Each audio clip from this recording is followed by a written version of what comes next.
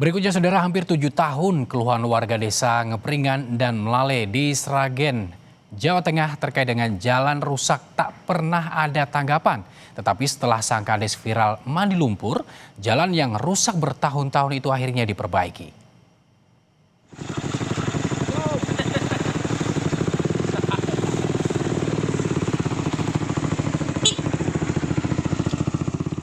No viral, no action.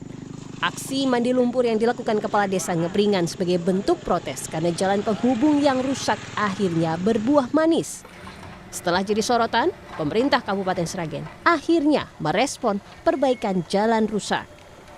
Alat berat dan sejumlah truk didatangkan untuk memperbaiki jalan yang rusak. Perbaikan ini disambut positif warga karena warga sudah menanti perbaikan ini sejak 2019. Selama proses perbaikan, warga akan terus memantau agar perbaikan jalan sesuai dengan harapan. Karena harapan masyarakat juga sesuai dengan yang di daerah-daerah lain, ada mungkin dicor beton atau mungkin diaspal, tapi alhamdulillah dengan adanya tindak lanjut dari DPU untuk pemerataan yang kira-kira berlubang sudah mengucapkan terima kasih.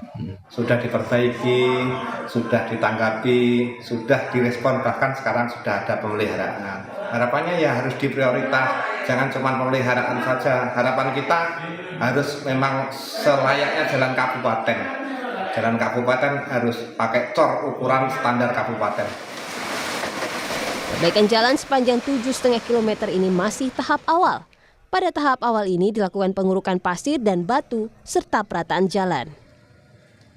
Dan ini dilanjutkan baku Ngepringan ini mulai pengerjaan yaitu pengurukan jalan, normalisasi jalan, perawatan loading pakai setu, pasir batu dan alat stom jadi untuk pemadatan. Jalan yang diperbaiki ini merupakan jalan kabupaten yang menghubungkan Desa Ngepringan dan Desa Melale sepanjang 7,5 km. Jalan ini sebelumnya rusak selama bertahun-tahun dan tak kunjung diperbaiki. Nugroho Yuliawan, Kompas TV Sragen, Jawa Tengah.